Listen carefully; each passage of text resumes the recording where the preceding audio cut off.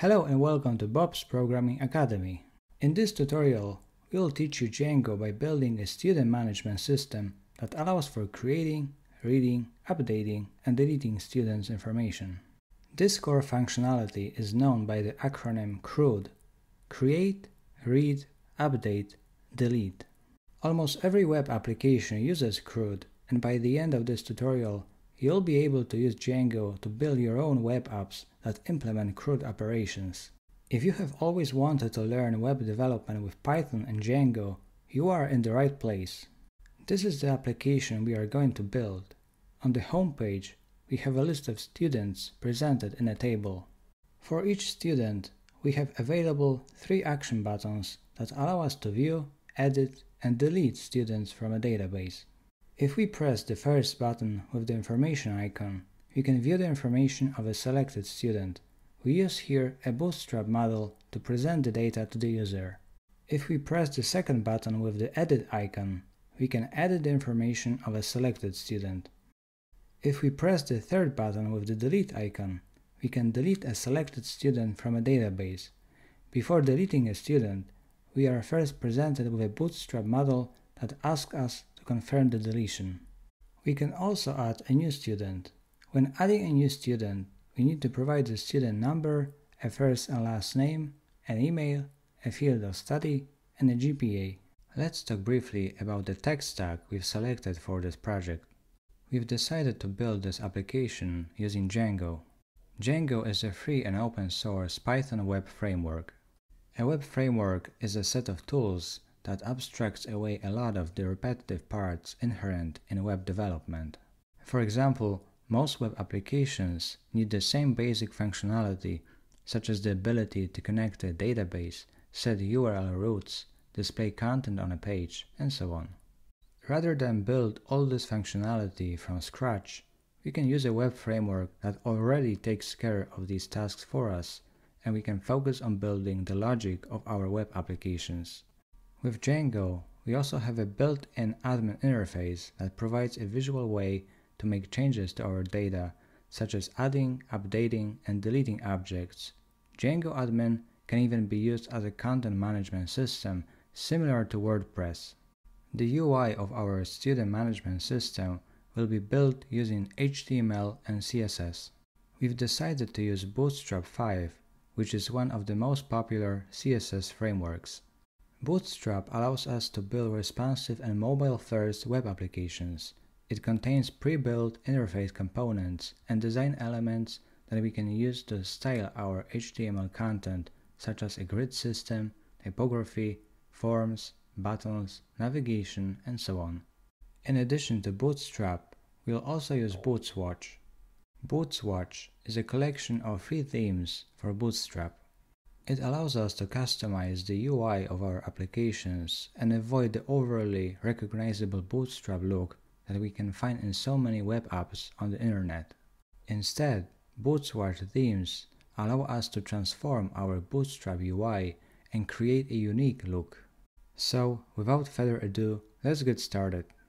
Before we start, you need to properly configure your Windows, Mac OS, or Linux operating system to work on Django projects. First, install the latest version of Python 3. At the time of making this tutorial, the latest available version of Python is 3.10.4. To download and install Python, go to https://www.python.org/downloads.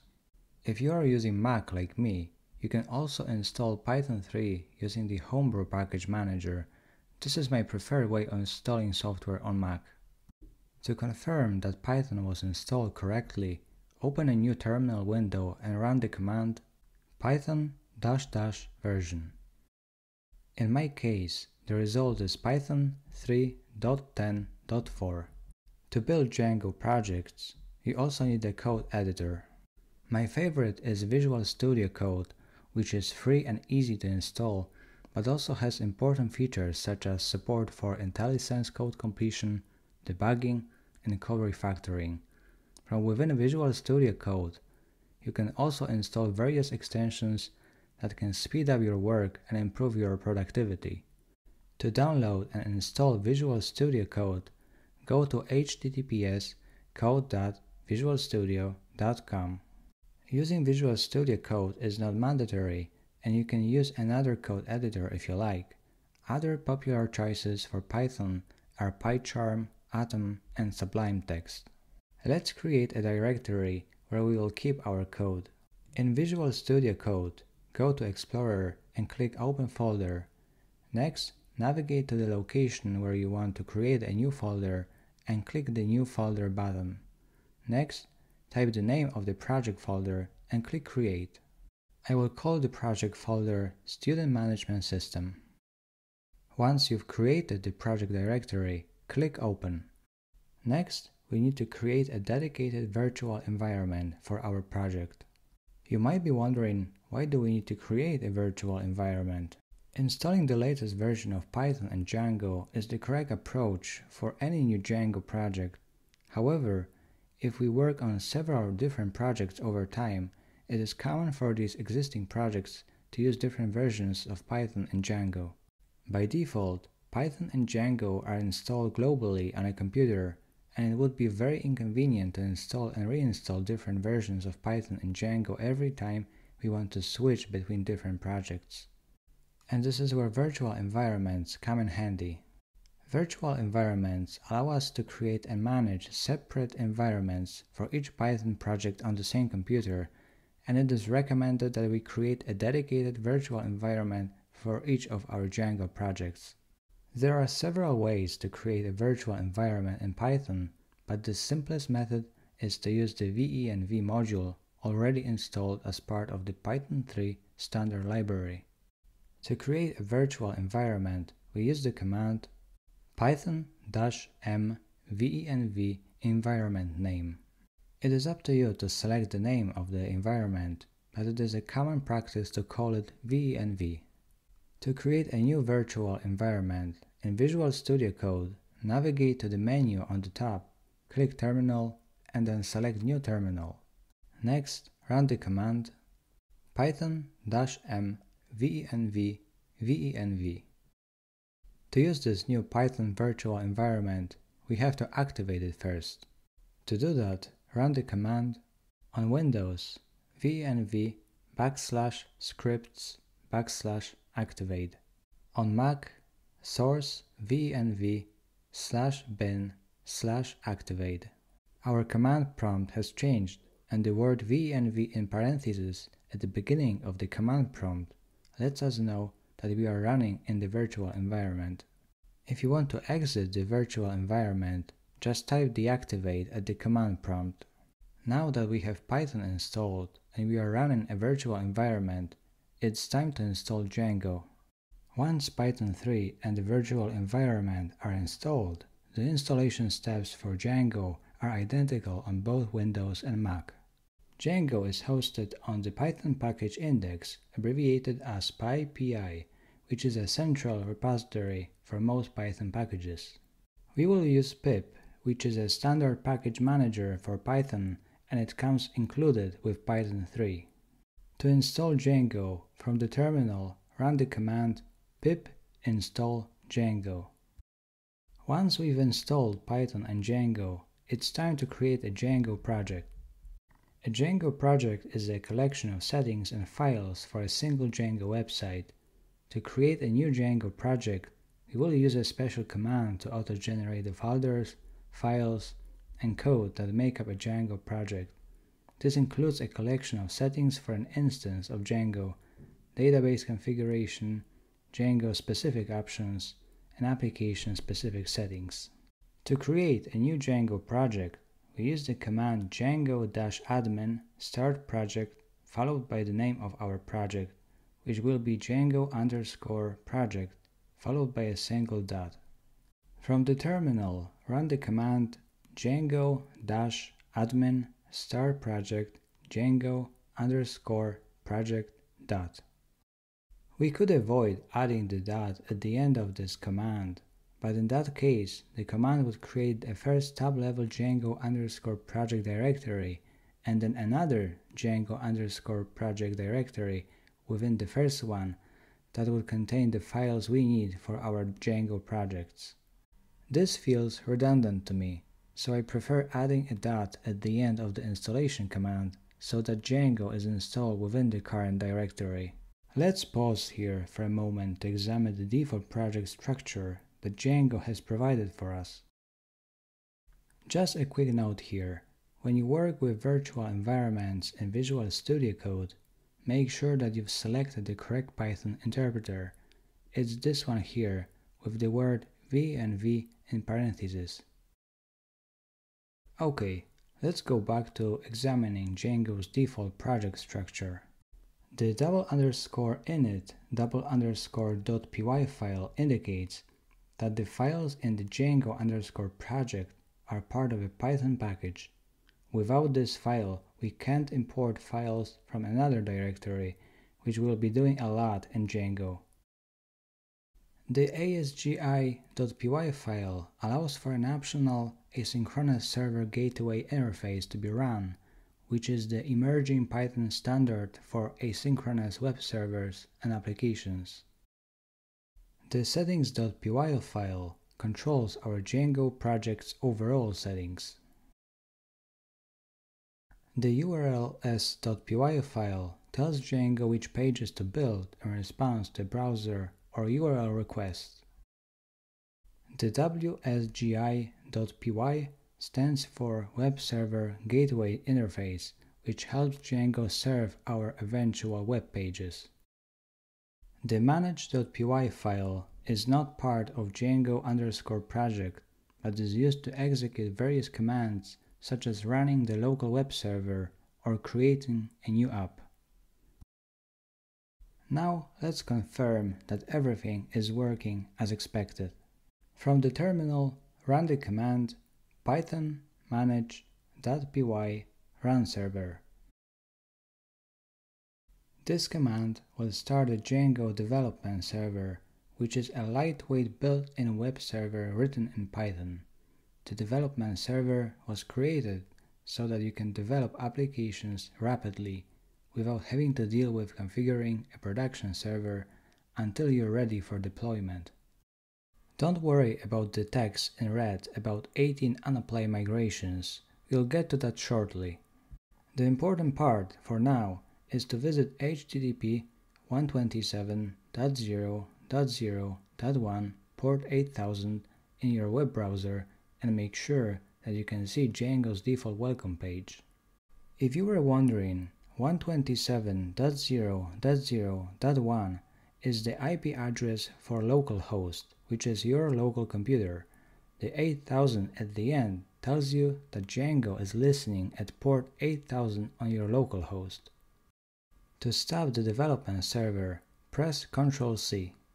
Every Django project needs to have one or more apps within it, so let's add an app to our Django project. Django uses the concept of projects and apps to keep code clean and readable. A single top-level Django project can contain multiple apps. Each app controls an isolated piece of functionality. For example, an e-commerce website might have one app for user authentication, another app for payments, and a third app for listing details. That's 3 distinct apps that all live within one top-level project. How and when you split functionality into apps is somewhat subjective, but in general, each app should have a clear function. To create a new app, we use the command python manage.py startup, followed by the name of our app, which will be students. So, with your virtual environment activated, from the terminal, run the command python manage.py startup students. Let's review what each of the new files in the Students app does. The _init _.py file tells Python that our Students app is a package. The admin.py file is a configuration file for the built-in Django Admin app, and here we register our models so that we can later access them in Django Admin. The apps.py file is a configuration file for the Students app itself. The models.py file is where we define our database models, which Django automatically translates into database tables. The tests.py file is for app-specific tests. The views.py file is where we handle the request-response logic for our web app. The migrations folder keeps track of any changes to our models.py file, so it stays in sync with our database. Once we've created our students app, we must tell Django to install it into our Django project. To do that, open the settings.py file and scroll down to a list called Installed Apps. This list contains all the apps installed in our Django project. Django comes with a number of apps pre-installed. We just have to add our students app to that list. At the bottom of the list, type students in single quotes. Next, open the views.py file inside the students app. Now we can create a default view. There are two types of views in Django: function-based views and class-based views. In this tutorial, we'll be using function-based views. To create a function-based view in Django, we'll define a function. I'll call it index. This function, by convention, takes as an argument a request. And this is going to be an argument that will represent the HTTP request that the user made to access our web server. In this index view, I want to render an HTML page that displays Hello World. To render an HTML file, we call the render function and pass in the HTTP request and the name of a template. I'll call this template students/index.html. Now I need to create a template. Inside the students directory, I'll create a new folder called templates, and inside that templates folder, I will create a folder called students. We use this template structure because the template name here in the index view is students/index.html. So I need to create a folder called students, inside which is a file called index.html. I could have called it index.html without the students folder, but the reason we want to prefix our templates with a directory name is to so-called namespace them. This ensures that if you have multiple different index.html files in multiple different apps, they don't conflict with each other. Django's best practice is to use students/index.html or whatever your app name is. This index.html file can contain any HTML content. I will add the doc type, the HTML tag, and in the head section, I will add a title of Student Management System. Inside the body, I will add an H1 that says Hello World. Now we need to tell the app when it should run this index view. This is where we now begin to create a URL configuration to tell Django that when a particular URL is visited, then this function should be run to return that particular HTTP response. To do that, we first need to create a urls.py file for the students app. That file isn't given to us by default, so we need to create it. Django has one urls.py file that works for the entire project, but it is a common practice that each app also contains its own urls.py file. This is for the sake of separating things into different places. If we have multiple different apps, and each of them does something independently, it's a good idea that each of these apps has its own urls.py file to control what URLs are available for that particular app. Okay, so let's add a new file called urls.py inside the students directory. First, we need to add import from django.urls import path. In this urls.py file, we'll be using our views, so we need to import that as well. Views.py and urls.py are located in the same directory, so that I can say from.import views. From.import views means from the current directory import views. Next, we need to define a variable called URL patterns, which will list all URLs that can be accessed for the student's app. Let's create our first URL. I'll say path, and then the first argument will be an empty string.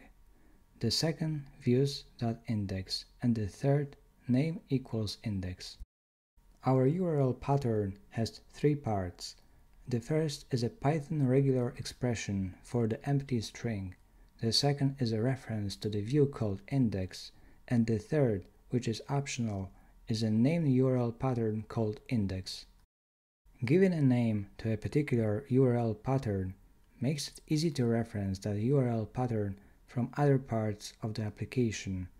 Later, we'll use those names to link items in the website navigation, and we will be using forms to create new students and update their personal information. So remember that giving a name to a path can be a useful tool. Okay, so our first URL pattern says, if a user requests the homepage represented by the empty string, Django should use the view called index.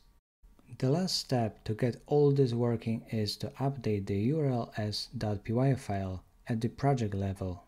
So go to the Django_project directory and open the urls.py file. This is the urls.py file for the entire project for all the apps contained within this project. First, we import include, and then we need to create a new URL pattern for our students app. There is already one path given to us by default called admin, which runs a built-in Django Admin app. We will add our own root here. I'll say path, and then the first argument will be an empty string, and the second include students.urls. This means inside the students module, get the urls file. We are saying here that if a user requests the homepage represented by the empty string, we want to include all the URLs from the urls.py file in our students application. So we basically link these two URL configuration files together.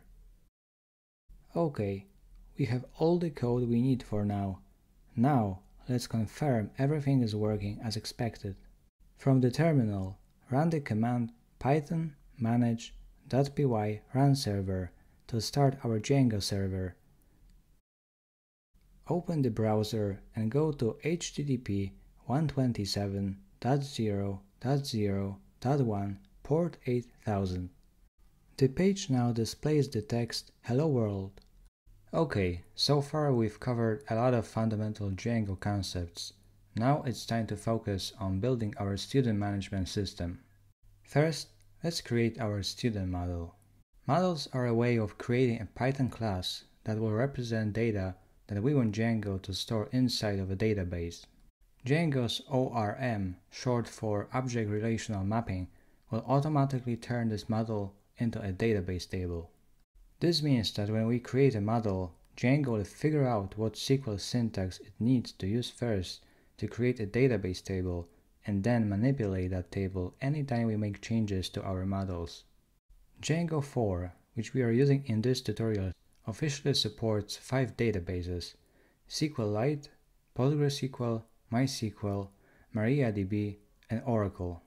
There are also several third-party applications available if you need to connect to an unofficially supported database such as, for example, MongoDB or DynamoDB.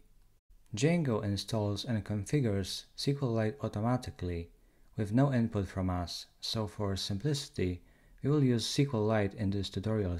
Now that you have an idea of what Django models are, it's time to create our student model. Inside every app that gets created, in this case called students, there is a models.py file. This is where we define what models will exist for our application. Every model is a Python class. You can think of it as having one model for each of the main database tables we want to store information about. Let's define a new class called student that will inherit from models.model. So we are creating a new class called student that will be a model. Then inside this class, we need to provide all of the student's parameters. What properties does a student have that we might want to keep track of? First, let's add a student number, and this will be a positive integer field. Okay, next, we'll add a first name, which will be a character field whose max length is 50, and a last name, which will also be a character field whose max length is also 50. Just a quick note here, all of the various different types of fields are described in detail in Django documentation. If you want to learn more about this topic, I recommend checking out Django's website. Next, let's add an email, which will be an email field whose max length is 100. Let's also add a field of study, which will be a character field whose max length is 50. Finally, let's add a GPA, which will be a float field. Okay, this is our first Django model. It is a class called student, where we've defined all of the properties that the student has, and then use Django syntax to find what type they should have. Every student has a student number, a first and last name, an email, a field of study, and a GPA. Any model can implement a double_str method, which returns a string representation of that particular object. This applies not just to Django models, but to Python classes in general. This method is added to a model to provide a human-readable version of the model in Django Admin. Let's return a formatted string. I'll say student : self.firstname self.lastname. So here, what I've said is that the string representation of any student will be a string that gives us a student's first and last name. This will make it a little bit easier to interact with students once we start using Django Admin. Now that we've created the student model, it's time to add it to the database. We have to tell Django that it should update the database to include information about the model we've just created. This is a process in Django that we refer to as migrations. It is a two-step process. In the first step, we create a migration to say, here are some changes that we would like to apply to the database. In other words, we create the instructions for how to go about manipulating the database. In the second step, Django takes those changes and performs the migration, meaning that Django takes the changes and actually applies them to the underlying database. So with your virtual environment activated, from the terminal, first run the command to create migrations. Python manage.py make migrations. Now we've created a migration inside of 0001_initial.py file. If we look at the migrations directory, we see this file has been created for us.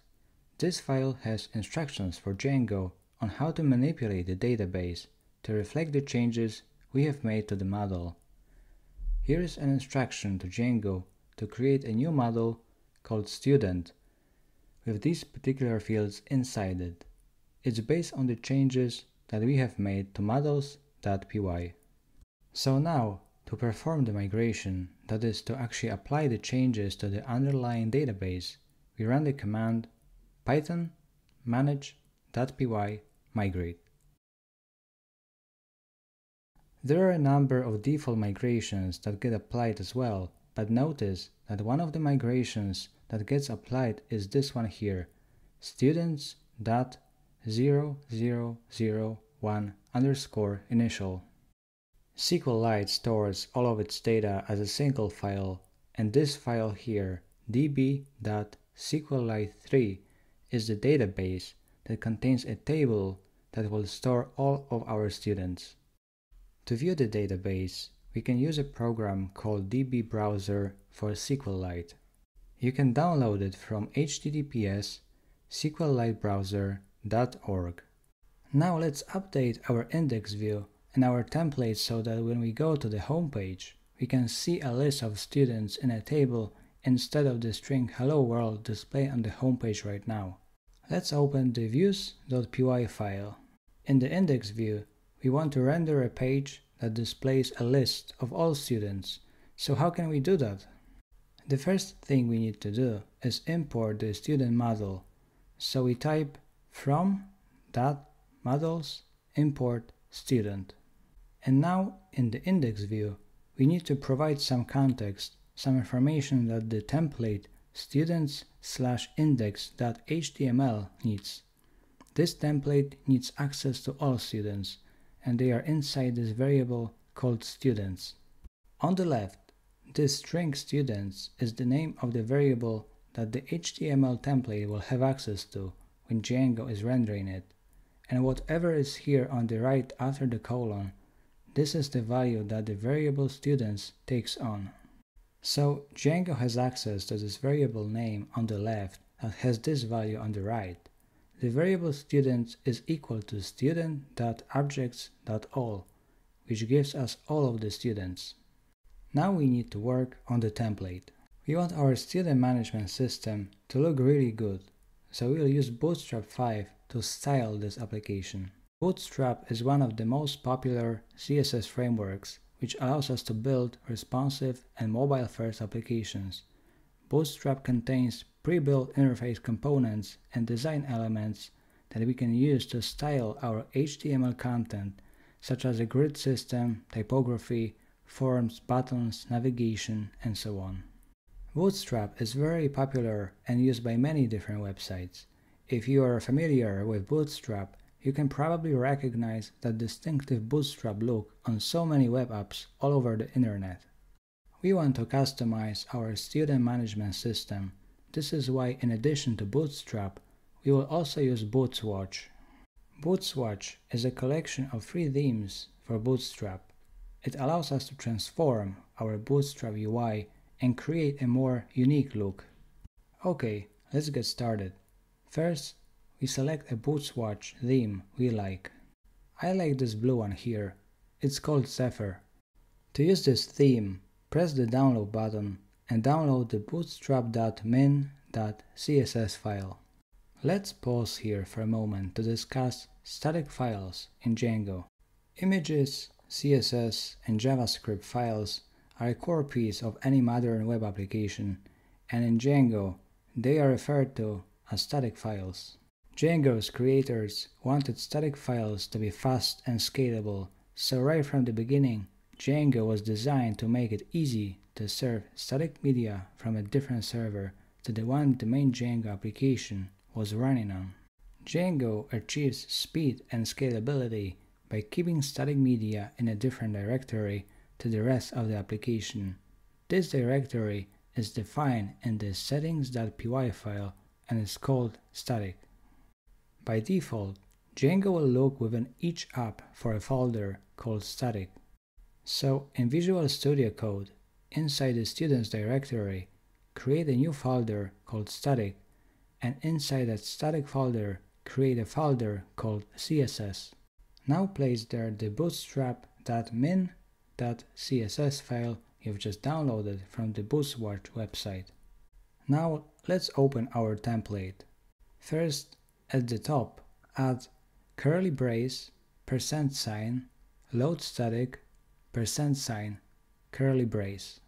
This command says load static files for this particular HTML page.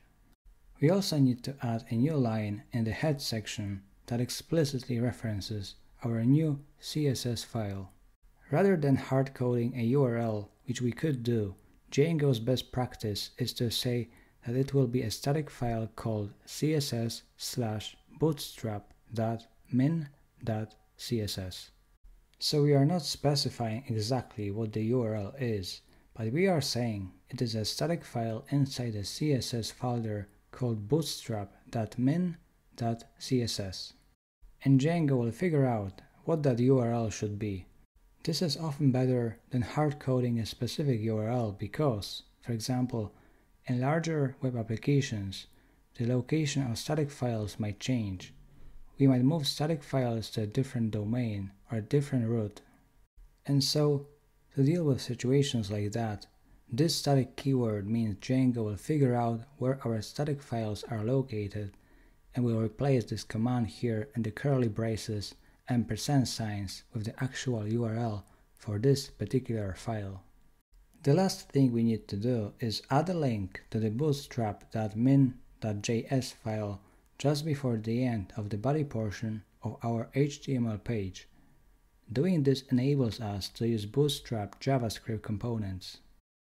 So go to https://docs/5.0/getting-started/introduction and scroll down to JS, the bundle section, and copy the script.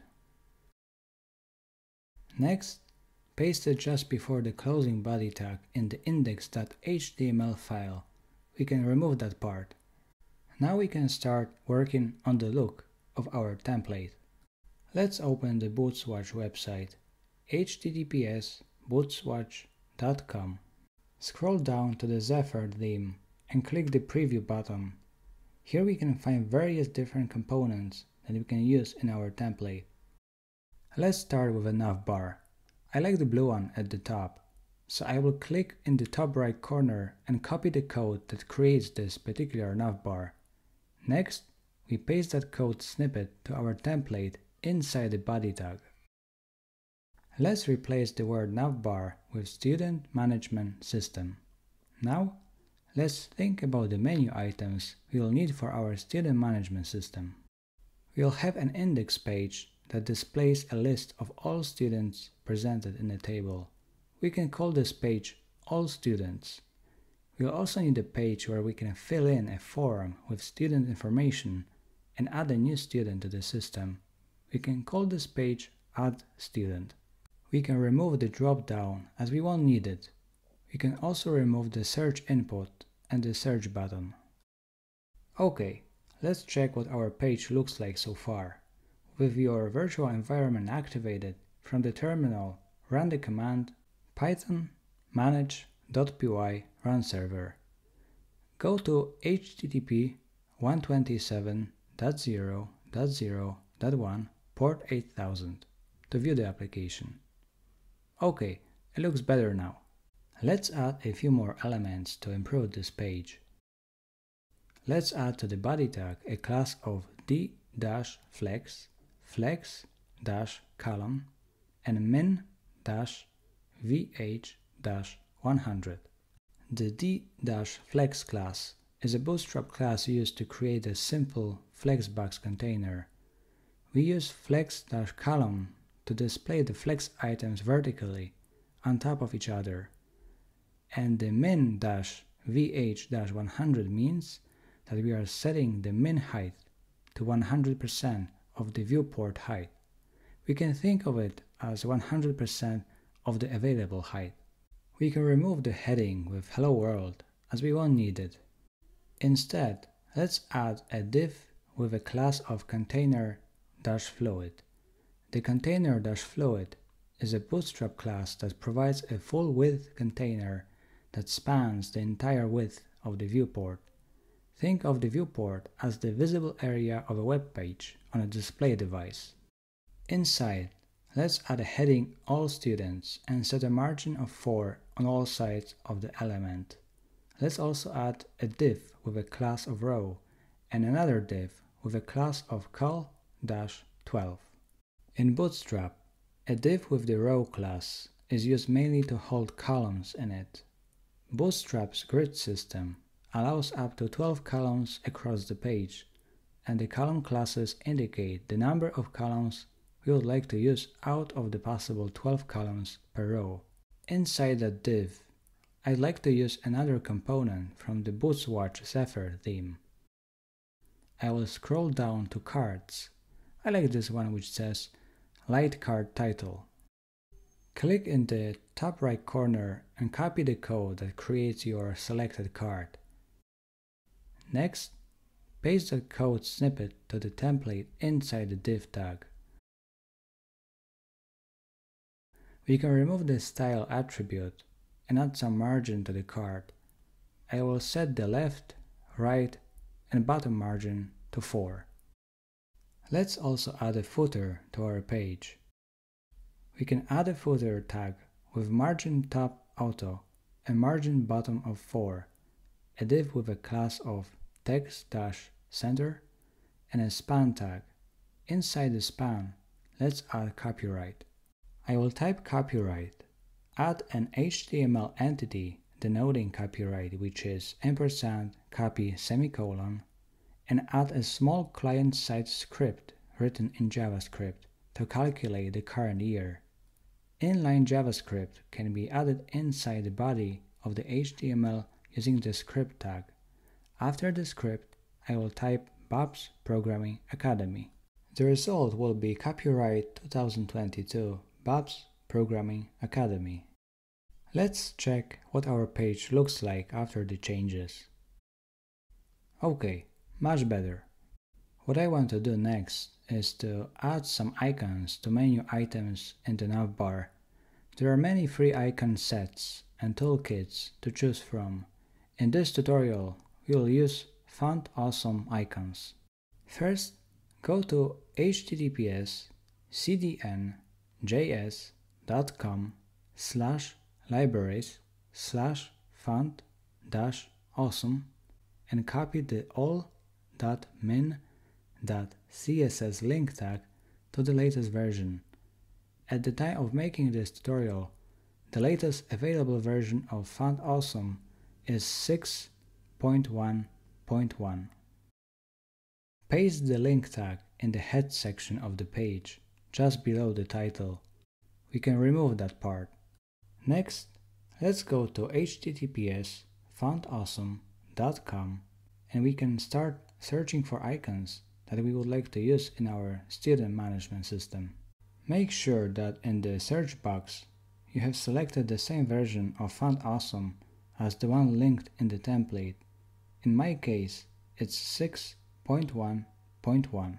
First, I will search for a graduation cap.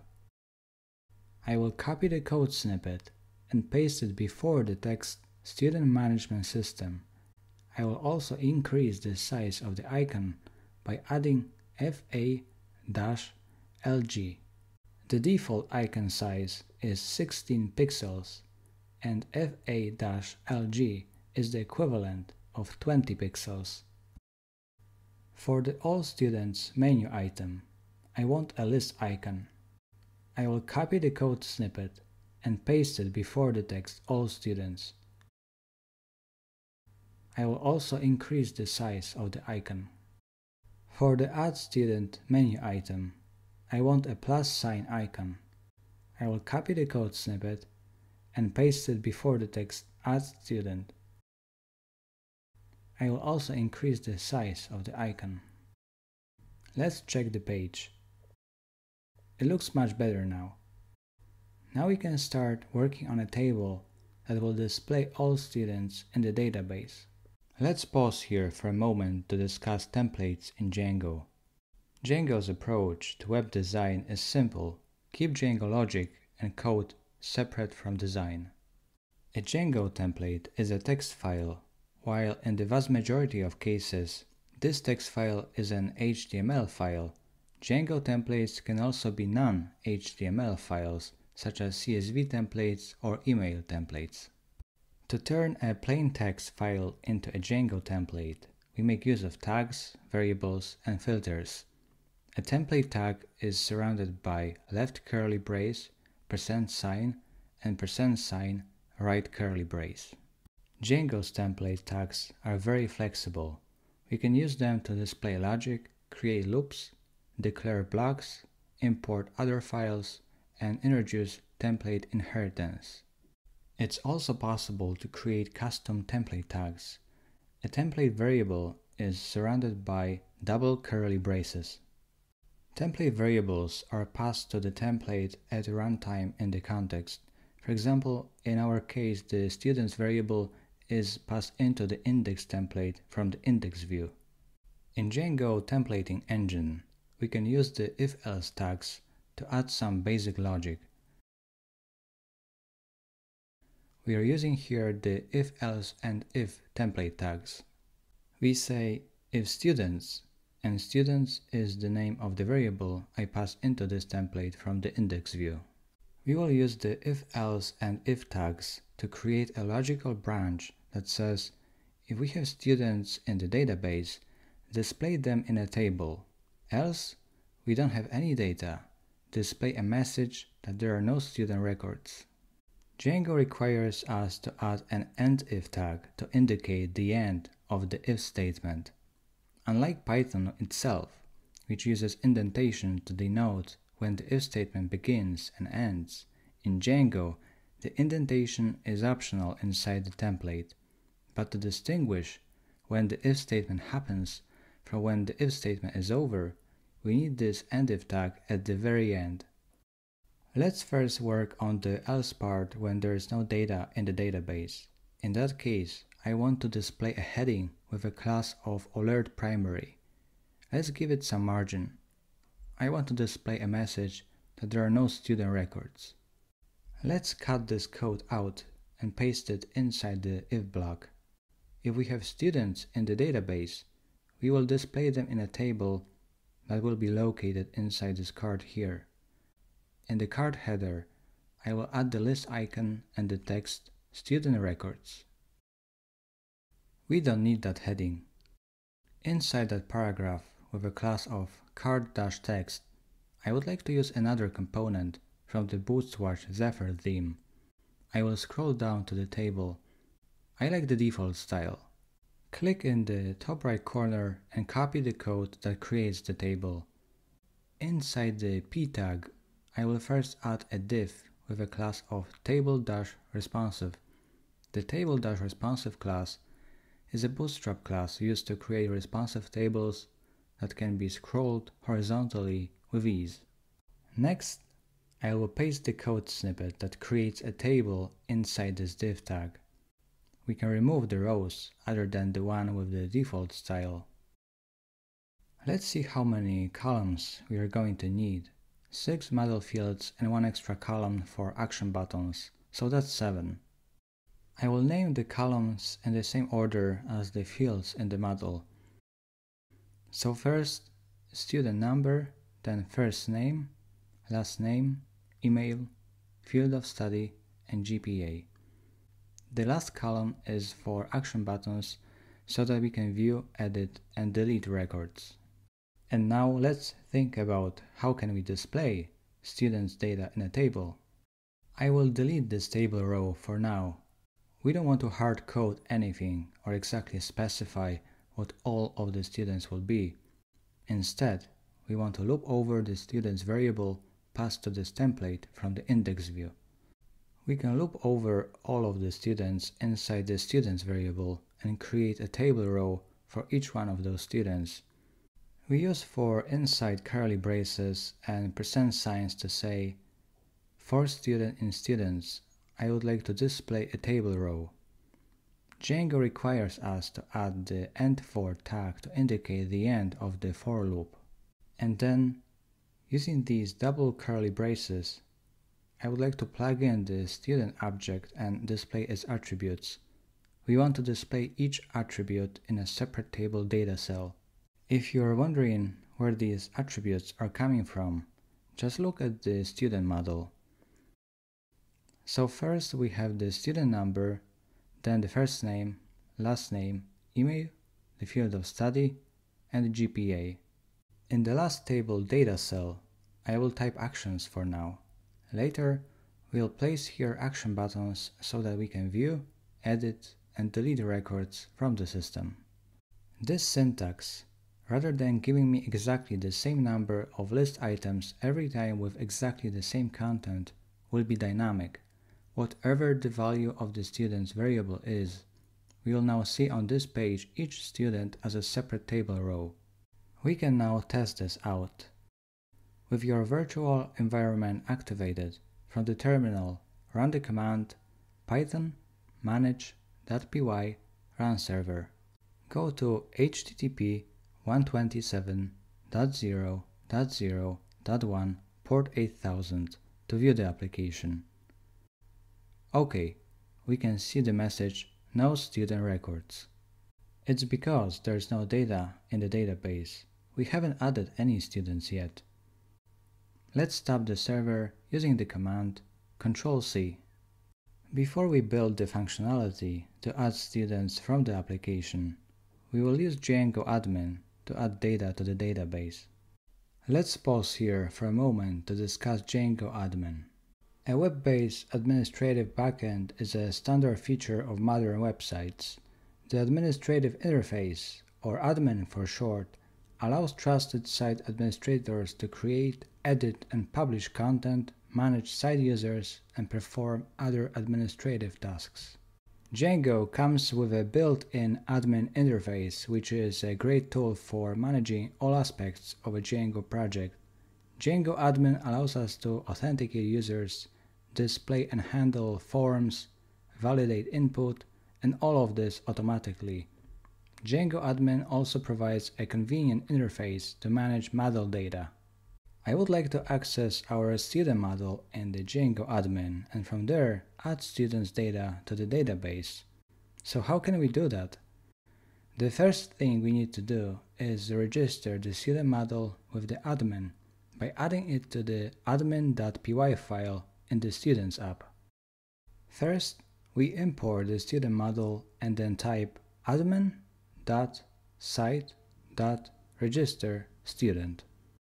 Django now knows that we want to use Django Admin to manipulate students and that it should display our Students app and its database model student on the admin page in the Django Admin. To use the Django Admin, we first need to create a superuser who can log in. To create a superuser with your virtual environment activated, from the terminal, run the command python manage.py create superuser. Next, type your username, email, and password. Then retype the password to confirm it. When you type your password, it will not appear visible in the terminal for security reasons. We can access the Django Admin by going to http:127.0.0.1 port 8000/admin. We have already seen traces of this app. If you remember the urls.py file inside the project's directory, there is a path given to us by default, /admin, that takes us to the Django Admin app. Okay, let's start a server and go to Django Admin. Now that Django has created a superuser account for us, we can use these credentials to log in. We see the Django Admin homepage next. Using this interface, we can manage the underlying database by manipulating our models to add new data and modify existing data. Okay, let's first click the Students link. We can see that there are 0 students at the moment. This is because there are no data in the database yet. To add a new student, click the Add Student button. Let's add the first student. We need to fill in the form and type in a student number, first name, last name, email, field of study, and GPA. Once we are done, we can press either the Save and Add Another, Save and Continue Editing, or Save buttons. Let's add another student. Let's add one more. When we press Save, we are redirected to the main student page. Here we can see for each of the 3 students the word student and after the colon the first and last name of a particular student. If you are wondering where is this display format coming from, it's because of the _str method implemented by our student model. It's best practice to add this method to all of our models to improve their readability in Django Admin so that we can have a much more descriptive and helpful representation of our database entries. Okay, we've added 3 students to the database using the Django Admin. Now let's go back to our application and check what it looks like now. We no longer see the message "No student records." Instead, we are presented with a table displaying all of the students that we have in a database right now. Let's pause here for a moment to discuss 2 important concepts. One is the HTTP request-response cycle, and the other is the model view template pattern used by Django. HTTP, which stands for Hypertext Transfer Protocol, is the foundation of the World Wide Web. A network protocol is a set of rules for formatting and processing data. You can think of it as a common language for computers that allows them to communicate with one another. HTTP is a request-response protocol that works in a client-server computing model. Every time you visit a web page, an initial request is sent by the client, that is, your computer, and a response is sent back by a server. The client can be a computer, a mobile phone, or any other device connected to the internet, but the process is the same. First, an HTTP request is sent to a URL by a client, and then a server sends back an HTTP response. Ultimately, all a web framework like Django does is accept HTTP requests to a given URL and return an HTTP response containing the information necessary to render a web page. The second concept we need to discuss is the model view template pattern. The model view template is a design pattern used by Django for developing a web application. This pattern is composed of a model that manages data and core business logic, a view that describes which data is sent to the user but not its presentation, and a template which presents the data as HTML with optional CSS, JavaScript, and static assets. In our case, we have the student model and the models.py file that manages the data, the index view in the views.py file that describes which data is sent to the user, and the template in the index.html file that is all about the presentation of the data. This interaction is fundamental to Django, yet it's very confusing to beginners, so let's take a look at the example. With our Django server up and running, when you type in the browser a URL referencing our localhost, that is 127.0.0.1 port 8000, the first thing Django does is find a URL pattern in the URLs.py that matches it. The URL pattern is linked to a single view contained in the views.py file. A view typically combines the data from the model stored in the models.py file and styling from a template, which can be any file ending with .html. The view then returns an HTTP response to the user. Okay, now we can start working on the action buttons in our student management system so that we can view, edit, and delete records from the database. For each student displayed in a table on the home page, we want to have 3 action buttons. The first button will allow us to view the details of a selected student. The data will be presented in a modal component, which is a dialog box displayed on top of the current page. The second button will allow us to edit the information of a selected student. The third button will allow us to delete a selected student from the database. Before deleting a student, we will be first presented with a modal component that asks us to confirm the deletion. Okay, let's start with the first action, viewing the details of a selected student. We will start with a view. Open the views.py file. First, we need to add 2 new imports. From Django.http import http response redirect, and from Django.urls import reverse. Let's create another function-based view. I will define a function called viewStudent. This function takes 2 arguments. First is a request that represents the HTTP request that the user made to access our web server, and another argument is an ID. The first thing we need to do is get a student. We can say student equals student.objects.get, and in the parentheses pk equals id. This means get me the student whose primary key in the database is equal to the id passed as an argument to this function. Using pk as shown here is Django's generic way of referencing the primary key. Then I want to return some sort of redirect that redirects the user back to the index page. So we will return an HTTP response redirect.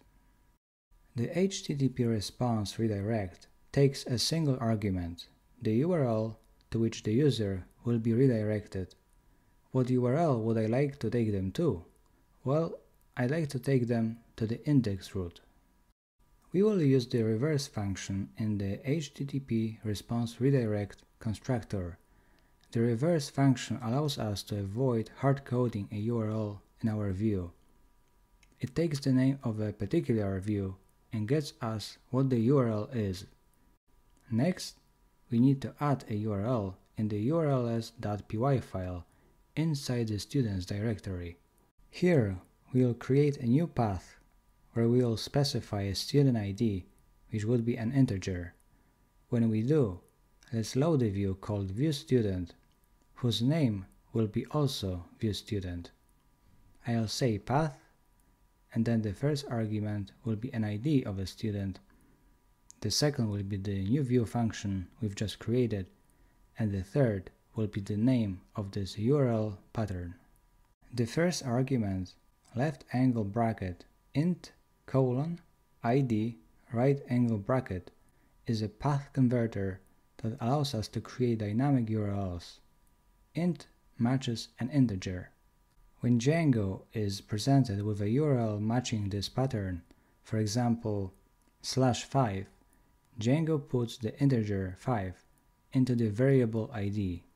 As we've just seen, our view function checks the ID passed as an argument against the primary key in the students table in the database.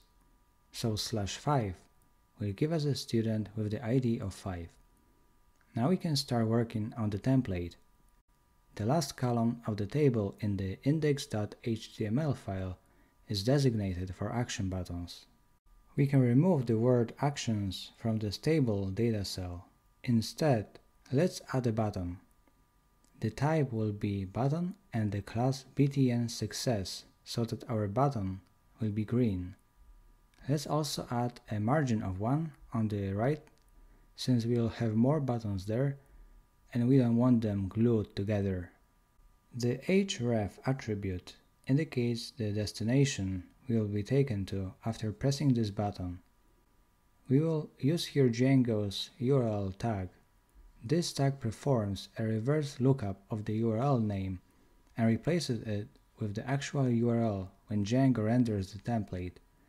And this is where the name attribute from the path in the urls.py file comes to play.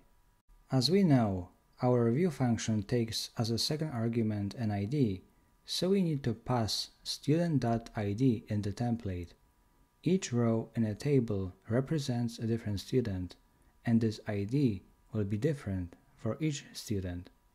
After pressing this button, we want to display a modal component, so we need to set the data-bs-toggle attribute to modal. We also need to define the target for the modal. The data-bs-target attribute accepts a CSS selector. I will set it to #myModal and, in the double curly braces, the ID of a particular table row. The # tells us that this is the CSS ID selector, which uses the ID of an attribute of an HTML element to select a specific element. The ID of an element is unique within a page, so the CSS ID selector is used to select one unique element.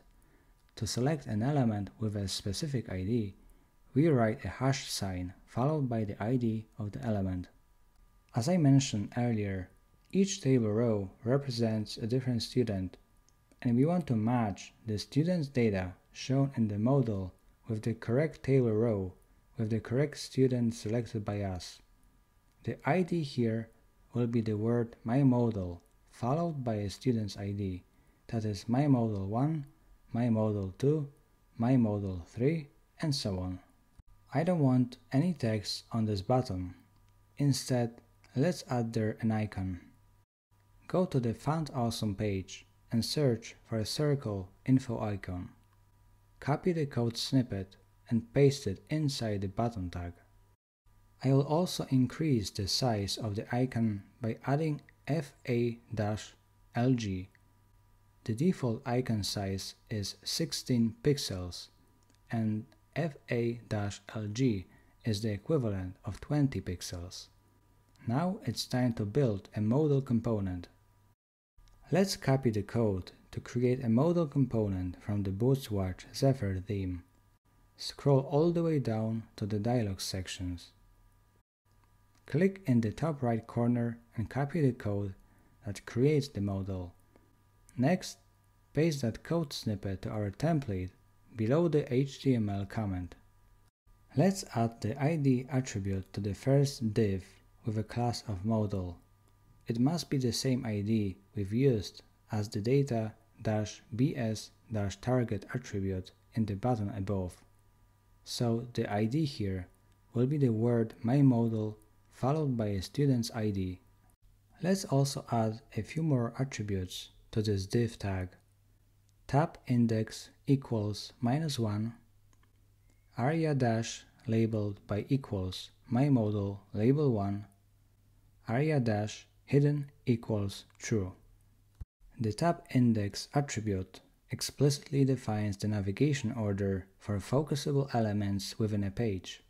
It can also be used to define whether elements should be focusable or not. The tab index equals -1 option removes the element from the default navigation flow, that is, a user can't get to it using the keyboard tab key. However, it allows the element to receive programmatic focus, which means that the focus can be set to it from a link or a button, like in our case here. The tab index equals -1 option is very useful for elements that may need to have a focus on them, but we don't want users to get to those elements using the keyboard tab key. A good example is a modal dialog window. When open, the focus should be set to the modal so a screen reader will begin reading and the keyboard will begin navigating within the modal. Because the modal is not focusable by default, we need to assign the tab index equals -1 option to it to allow for a focus to be set on the modal. The aria-labeled by attribute identifies an element that labels the current element, in our case, the main modal div here. The aria-hidden attribute, set to true, tells the assistive technologies for those with disabilities to skip the modal's DOM elements. DOM is an acronym for Document Object Model. The Document Object Model is a programming interface for web documents. It represents the page so that programs can change the document structure, style, and content. The DOM represents the document as a tree-like structure with nodes and objects that describes how all of these HTML elements are related to each other. That way, programming languages can interact with the page. Let's change this heading to display the word student and after the colon, the first and last name of a selected student. Let's remove that button and keep only the close button, but change its class to btn primary so that our close button will be blue. We will display students' data inside the div with a class of modal-body. Let's add here an unordered list. The list-unstyled class is a Bootstrap class that allows us to remove the default list style and left margin on list items. I don't want student information to be displayed using bullet points, so that's why I'm using this Bootstrap class. The first list item is the student number. Let's add the student number label and after the colon, inside the strong tag, add a template variable representing the student number. As mentioned earlier, template variables are surrounded by double curly braces and are passed to the template at runtime in the context. Let's do the same for the other attributes of the student object. The second list item is the first name. The third list item is the last name, the next one is the email, the next one is the field of study. Finally, the last one is the GPA. We can now test this out. With your virtual environment activated, from the terminal, run the command python manage.py run server. Let's refresh the page. OK, we can see a new button available for each student in the table. Let's confirm that everything is working as expected. I will press the button to see the details of the first student, Chad Johnston, Physics, a GPA of 2.57. Let's check the second student, Wendy Park, Computer Science, a GPA of 3.26. Let's check the last one, Kevin Allison, Biology, a GPA of 3.05. Great! Everything is working as expected. Now we can focus on building the functionality to add new students to our student management system. Once we select the Add Student menu item, we will be presented with a page where we can fill in a form with students' information, press a Submit button, and add a new student to the database. Let's pause here for a moment to discuss forms in Django. HTML forms are a core component of modern websites and the primary means of collecting information from website visitors and users. While creating a basic form is simple, things get more complicated once we need to use the form in a real-life situation. In fact, HTML forms are also one of the more complicated and error-prone aspects of web development. In a live web application, we must validate the data submitted with the form. If a field is required, we have to check that this field isn't blank. If the field isn't blank, we need to check if the data submitted is of the valid data type. For example, in our student management system, we ask for students' email addresses. If we request an email address, we must check that the valid email address is entered. Furthermore, anytime we accept user input, there are security concerns. Therefore, we must always ensure that our forms deal with entered data safely. A common way hackers target a website is to submit malicious code via forms to attempt to hack into the website. All forms must be properly rendered, validated, and saved to the database. Also, web app users expect feedback when they haven't filled out a form correctly. So we must also have some way of displaying errors on the form for the user to correct before allowing them to submit the form. Creating forms, validating data, and providing feedback is a tedious and time-consuming process if we have to code it all ourselves. Fortunately, Django has many tools and libraries that make form building much easier. In particular, Django's form class offers a very convenient set of class methods to take care of most of the form processing and validation for us. With the form class, we create a special class that looks a lot like a Django model. Form class fields have a built-in validation depending on the field type and an associated HTML widget. One common use for forms is to collect information from the user and save that data in a database. This is our use case. To add a new student, the user of our application will have to fill in the form and type in a student number, first name, last name, email, field of study, and GPA. Then the student's data will be saved in the database. Using forms for collecting data from users and saving that data to a database is so common that Django, in addition to the form class we've just mentioned, has another special class to make creating forms from Django models much easier. This class is called Model Form, and we'll make use of it in our application. Okay, so let's add a new file called forms.py inside the students directory. First, we need to add imports. From Django import forms and from .models import student. Let's create a new class and call it student form. Since we will use it to add a new student, it will inherit from the model form. The model form class has an internal meta class, which we use to pass in the metadata options the model form class needs to render our form. First, we specify the model on which to base our form. Next, we specify the model fields to render on the form. The fields attribute is a list or tuple of fields that we want to include in the form.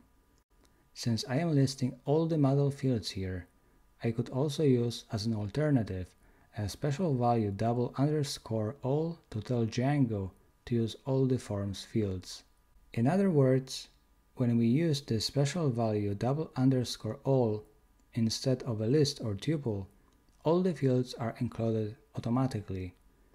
I don't want to display the default labels, which are the same as the field names, lowercase and with underscores instead of space to separate words.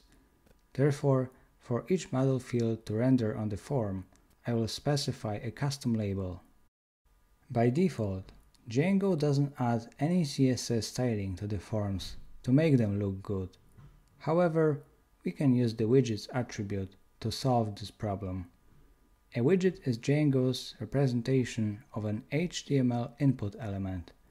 The widget handles the rendering of the HTML and the extraction of data from a get or post dictionary that corresponds to the widget.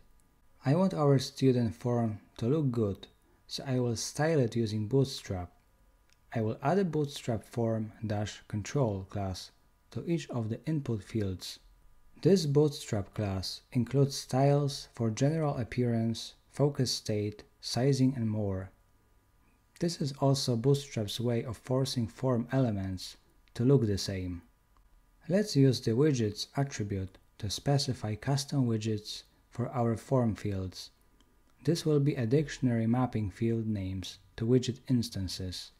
The key value pairs of a dictionary are separated with a colon. For a student number, we will use the number input, and we want to change the attributes of that input. So in the parentheses, we will pass a class attribute so that we can apply Bootstrap styling to this field. We set the class attribute to form-control. Let's copy this and use it for the GPA field too, since it's also a numeric field. For a first name, we will use the text input, and in the parentheses, we will pass the class attribute, which we will set to form-control.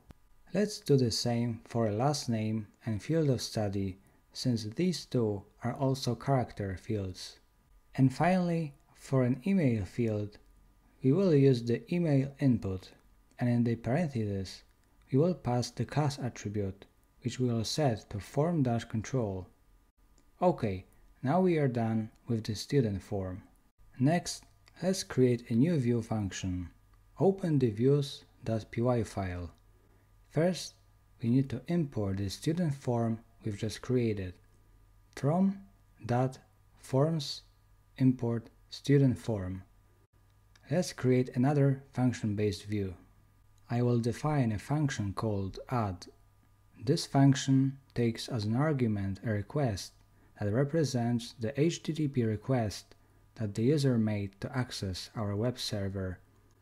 There are multiple ways to request a web page, and depending on how we want to interact with that page, many different HTTP methods can be used. We can request a web page via the getRequest method, which means we would like to simply retrieve this page. The getRequest method is used for viewing a web page without changing it. We can also request a web page via the postRequest method, which means we would like to send data to this page.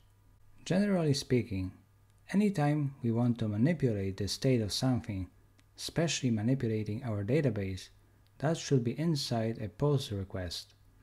We use the post request method when we submit some form, some data, and in response to that post submission, we should manipulate what's going on inside the database.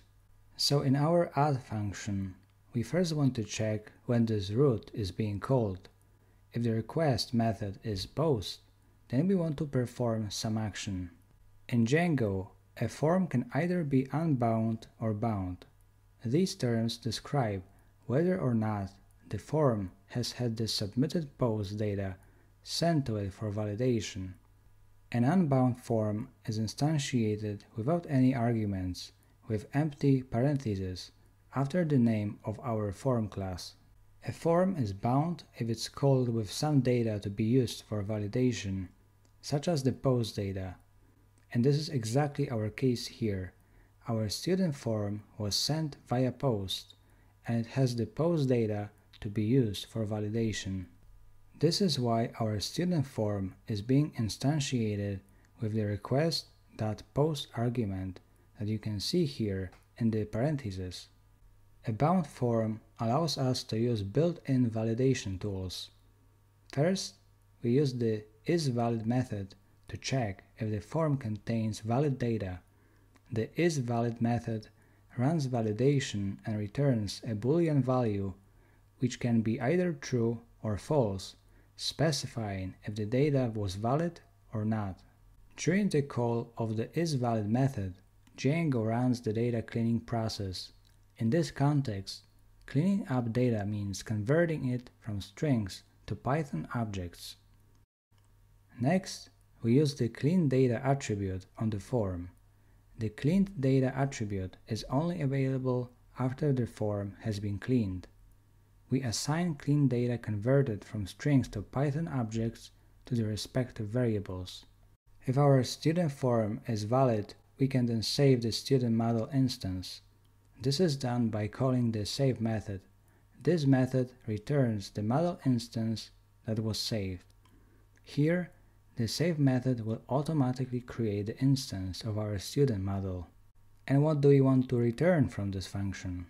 We want to render a new template called students/add.html that would display our student form. In the context, we will pass a blank student form and a success flag set to true. We add this success variable because if everything goes fine, our student form sent via post was valid, and a new student was added to the database, we can then use the flag in our template to communicate with the user and show them a confirmation message that the new student was successfully added to the database. In the else case, when the request method isn't post, we simply create a blank form and render a new template that would display our student form. Next, we need to add a URL and the urls.py file inside the students directory. When we go to the add root, we want to go to the views.add function, and the name of this URL pattern will also be add. So now, when we go to the /add root, Django will call the add function inside the views.py file, and that view will render for us the add.html template that will display a student form. Now we can start working on the template. Let's add the add.html file. Inside the students app directory, we have the templates folder, and inside that templates folder, we have another folder called students, which holds our HTML template files. We use this particular folder structure because, as we already mentioned, by default, Django will look within each app for a folder called templates, and we could have index.html and add.html files directly here in the templates without the students folder, and this would work too, but the reason we want to prefix our templates with a directory name is to so-called namespace them. This ensures that if we have multiple different index.html and add.html files in multiple different apps, they don't conflict with each other. Django's best practice is to use students/index.html and students/add.html or whatever your app name is. Now let's think about what the add template should look like. Just like the index template, our add template must have the navbar with the menu items and the footer. We could copy the code from the index.html to add.html and replace the center part of the page so that instead of a table, it displays a form. Of course, that will work, but this is not a good design. Anytime you find yourself copy-pasting the code like that, your first instinct should be that there is probably a better way to do this. With Django, we can use something called template inheritance. As we build a project, the number of templates will increase. It's highly probable that when we design the application, some of the pages will look similar and have common HTML code for certain features. Using Django's template inheritance, we can inherit the common HTML code into other HTML files. This is similar to class inheritance in Python, where the parent class has all the common code and the child class has those extras that are unique to the child's requirement. So how does this work exactly? With template inheritance, we create a parent template containing content shared by every page on the website, like the navbar and the footer in our case. And we also create child templates that inherit these shared features from the parent. Child templates can then add content and formatting unique to the child. Let's create a parent template and call it base.html. The other templates, index.html and add.html, will inherit from the base.html. Let's copy the code from index.html and paste it into the base.html file. The base.html template will have the layout that is common to both of our pages. The part that will be different for each page is inside this div with a class of container-fluid right here. I will cut out this code that creates our student table. And instead, inside this div tag, we need to add a pair of Django's block tags to define a replaceable block for the page content. In other words, the block tag defines a block of text that other templates can replace. To denote the block tag, we will again use the curly braces and percent signs. I will call this block body just because it's the body of the page, but we could give it any name. We also need to add the closing end block tag. It's optional to name the end block tag. We could say either end block body or simply end block like I'm doing here. What we are saying here is this block body might change depending on which file we're using, add.html or index.html.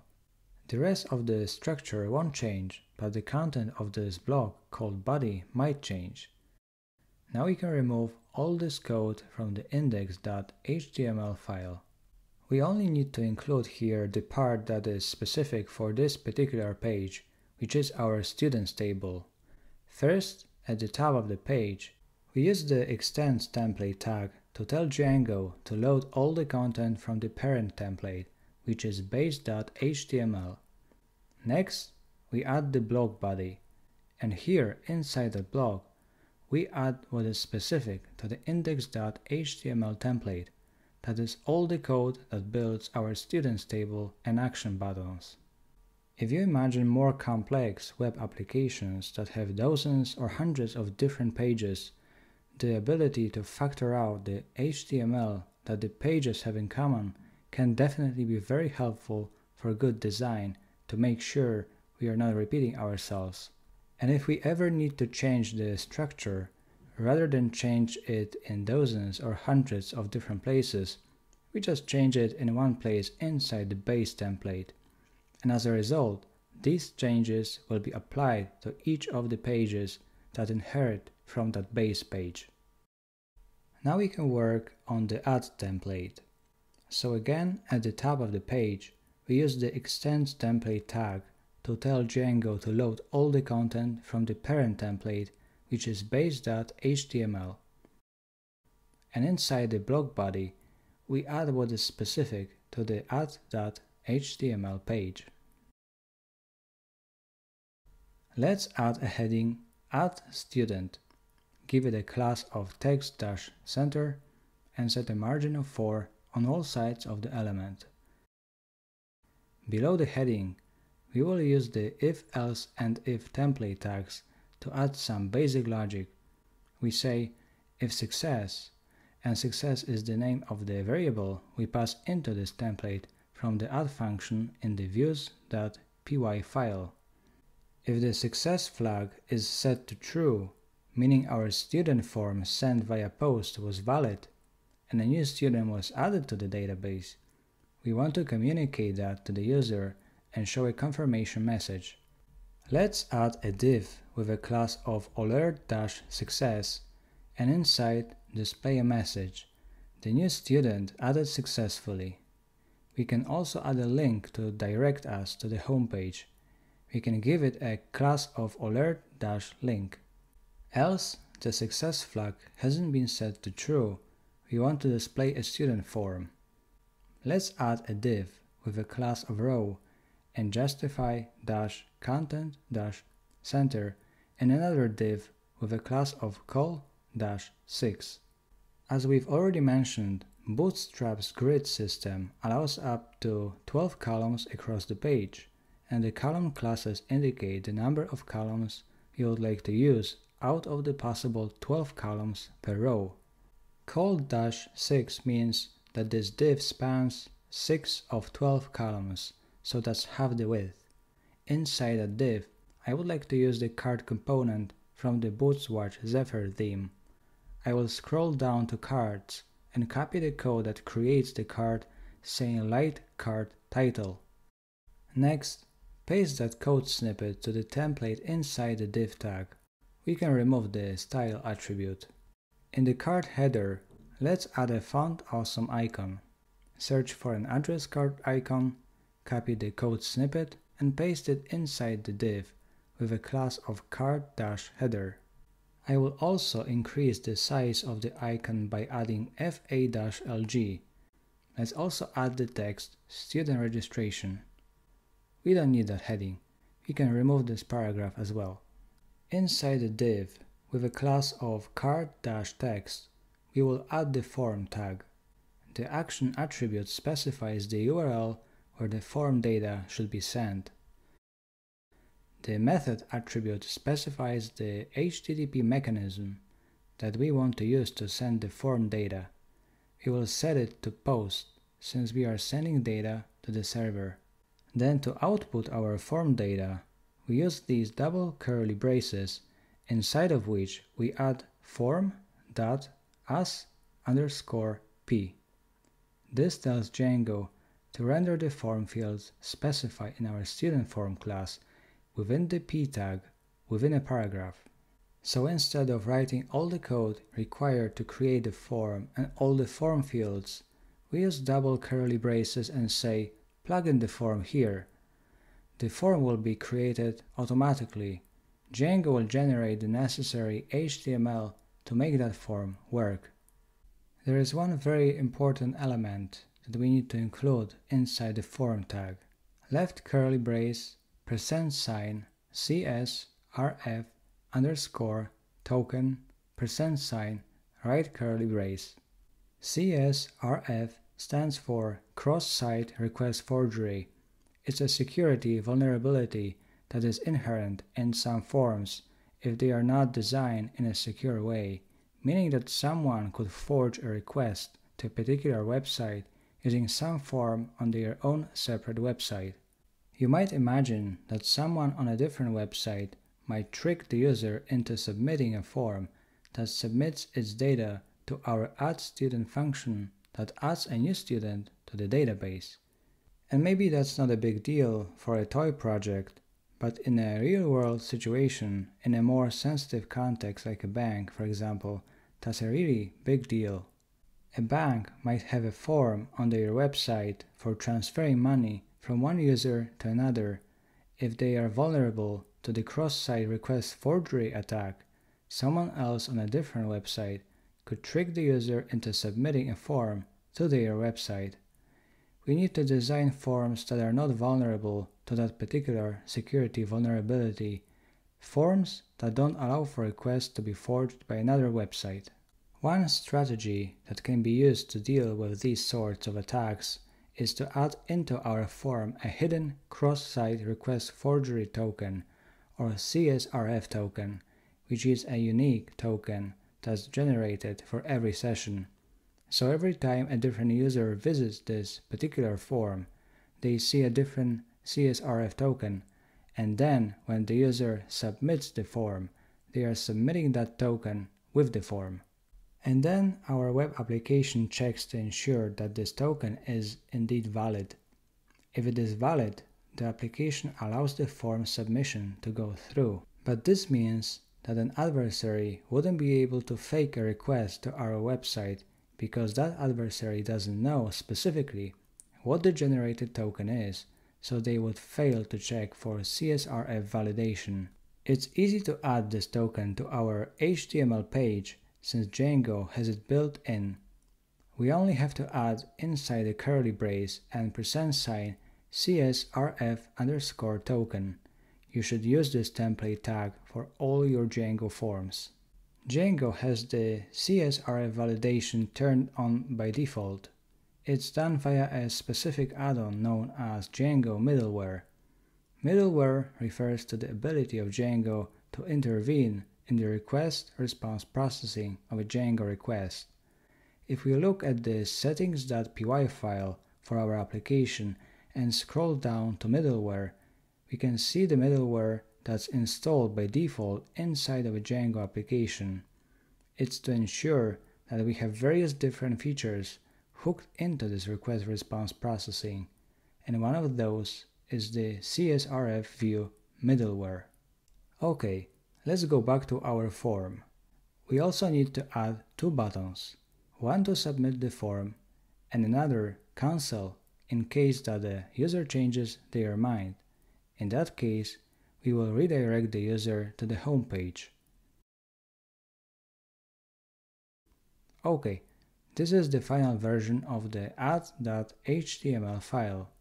I have fixed the value of the href attribute in line 8 because I initially missed the right curly brace. Remember to fix that if you follow the steps exactly as shown on the screen, without this right curly brace, you will get an error. Finally, we need to link all the pages inside our menu in the base.html file.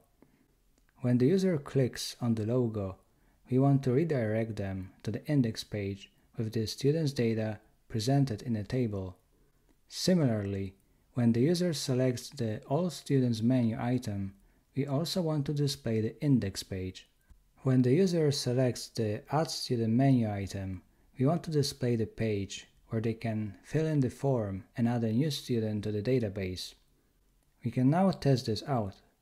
With your virtual environment activated, from the terminal, run the command python manage.py run server. Go to http://127.0.0.1 port 8000 to view the application. Click the Add Student and fill in the form. Type in a student number, first name, last name, email, field of study, and GPA. Then press Add. We can see a confirmation message that the new student has been added to the database. To go back to the home page, you can either press the link in the message, the All Students menu item, or click on the text Student Management System. Okay, we have a new student on the list. Everything is working as expected.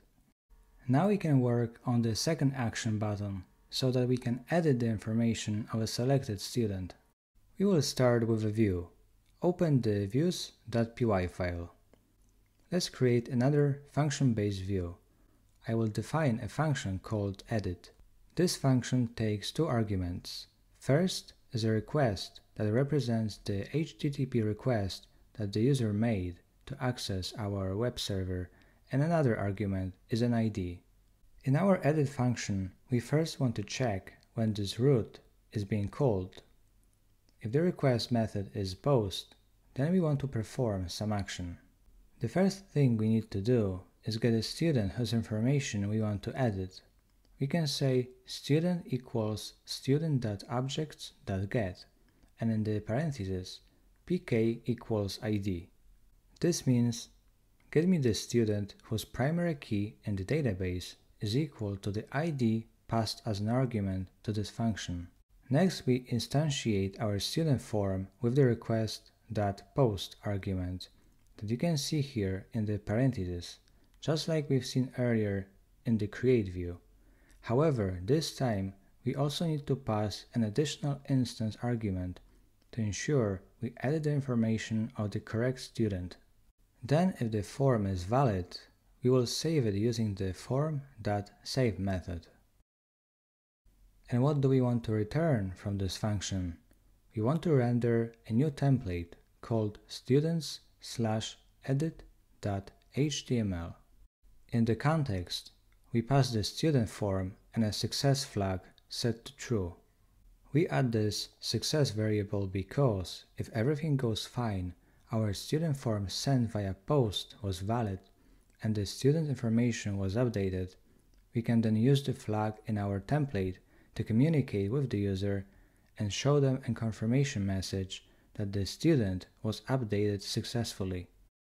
In the non-post branch of the code, we will first get the student whose primary key in the database is equal to the id passed as an argument to this function.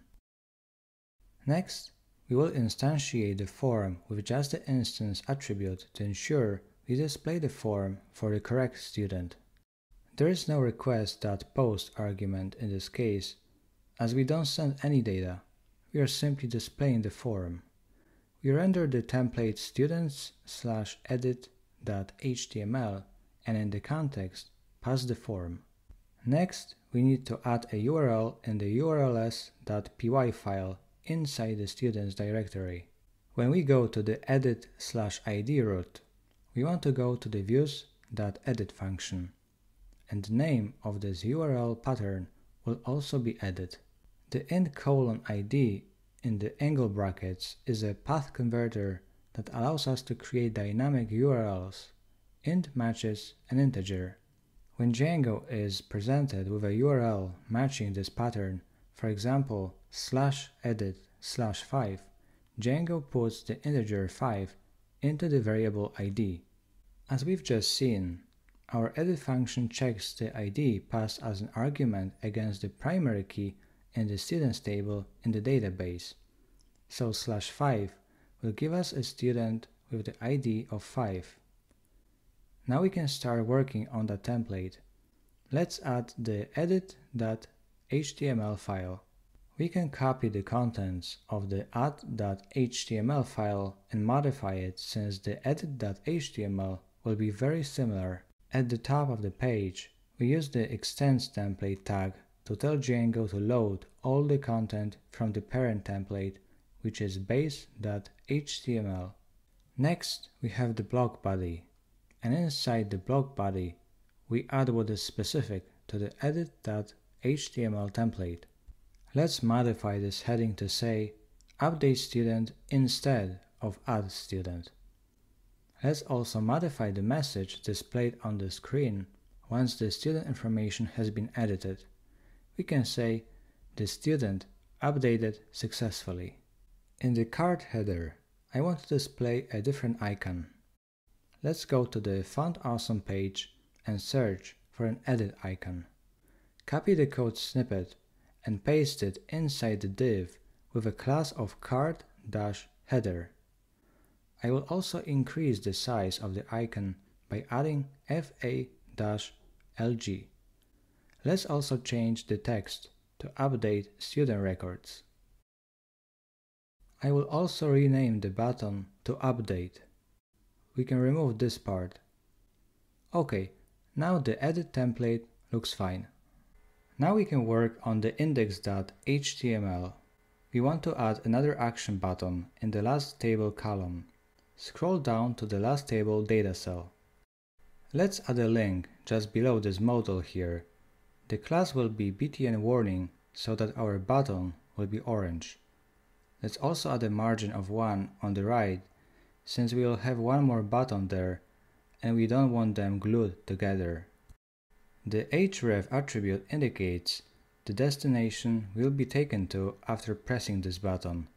We will use here Django's URL tag. As mentioned, this tag performs a reverse lookup of the URL name and replaces it with the actual URL when Django renders the template. As we know, our edit function takes as a second argument an ID, so we need to pass student.id in the template. I don't want any text on this button. Instead, let's add there an icon. We can use the same icon as in the edit template, copy the code snippet and paste it inside the button tag. I will also increase the size of the icon by adding fa-lg. We can now test this out. With your virtual environment activated, from the terminal, run the command python manage.py run server. Let's refresh the page. OK, we can see a new button available for each student in the table. Let's confirm that everything is working as expected. I will press the button to edit the records of the first student, Chad Johnston. I will change his GPA from 2.57 to 3.10 and press update. We can see a confirmation message that the student's information has been updated. And here it is, the updated GPA. Let's check another student, Kevin Olson. This time I want to update his field of study. Let's change it from biology to computer science and press update. Again we can see the confirmation message. And here it is, the updated field of study. Great, everything is working as expected. Now we can focus on building the functionality to delete students from our student management system. We will start with a view. Open the views.py file. Let's create another function-based view. I will define a function called delete. This function takes two arguments. First is a request that represents the HTTP request that the user made to access our web server, and another argument is an ID. In our delete function, we first want to check when this root is being called. If the request method is post, then we want to perform some action. The first thing we need to do is get a student whom we want to delete from the database. We can say student equals student.objects.get and in the parentheses pk equals id. This means get me the student whose primary key in the database is equal to the id passed as an argument to this function. An existing record in the database can be deleted using the delete method. Then I want to return some sort of redirect that redirects the user back to the index page. So we will return an HTTP response redirect. The HTTP response redirect takes a single argument, the URL to which the user will be redirected. I like to take them to the index route. We will use the reverse function in the HTTP response redirect constructor. The reverse function allows us to avoid hard coding a URL in our view. It takes the name of a particular view and gets us what the URL is. Next, we need to add a URL in the urls.py file inside the students directory. When we go to the delete/id route, we want to go to the views.delete function, and the name of this URL pattern will also be delete. The int:"id in the angle brackets is a path converter that allows us to create dynamic URLs. Int matches an integer. When Django is presented with a URL matching this pattern, for example /delete/5, Django puts the integer 5 into the variable id. As we've just seen, our delete function checks the id passed as an argument against the primary key in the students table in the database. So /5 will give us a student with the id of 5. Now we can start working on the template. We want to add the final action button in the last table column. Let's add a button just below the link here. The type will be button and the class btn danger so that our button will be red. After pressing this button, we want to display a modal component, so we need to set the data-bs-toggle attribute to modal. We also need to define the target for the modal. As mentioned, the data-bs-target attribute accepts a CSS selector. I will set it to #delete and in the double curly braces student.id. Each row in a table represents a different student, and this ID will be different for each student. We want to match the student's data shown in the modal with the correct table row with the correct student selected by us. The ID here will be the word delete followed by a student's ID, that is delete 1, delete 2, delete 3, and so on. I don't want any text on this button. Instead, let's add there an icon. Go to the Found Awesome page and search for a trash can icon.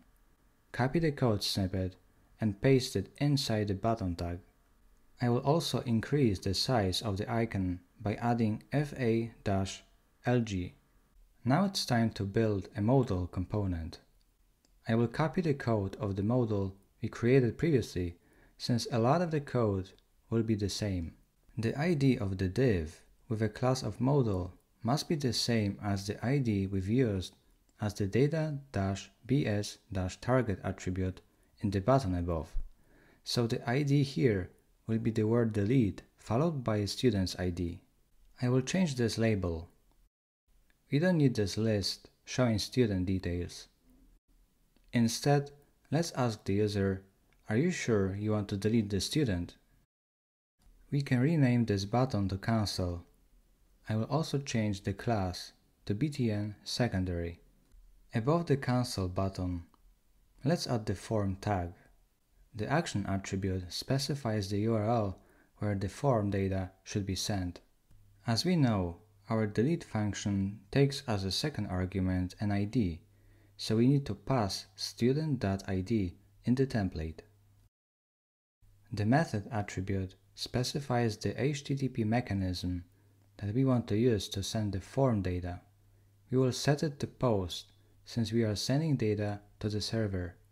Next, let's add the template tag CSRF_token, which Django provides to protect our form from cross-site request forgery. Finally, we specify an input of type submit and assign it the value delete. We can now test this out. With your virtual environment activated, from the terminal, run the command python manage.py run server. Let's refresh the page. OK, we can now see 3 action buttons available for each student in the table. Let's delete the first student, Chad Johnston. We press the third action button and then press delete in the confirmation modal dialog window. OK, everything is working as expected. Chad Johnston is no longer available on the list of students. Let's do another test. I will press the third action button again, but this time I will click cancel instead of delete. Great, Wendy Park is still on the list of students. Everything is working as expected. We've now implemented all the CRUD operations and we've learned quite a bit about web development in Python and Django. We hope you've enjoyed this tutorial. If you like this video, please give it a thumbs up and consider subscribing to our channel so you can be notified whenever we post something new. It really helps with the algorithm to get our videos out there to more and more people so that we can continue making them. We really appreciate it. Also, you can leave a comment below on what you would like to see in future videos. Thanks for watching.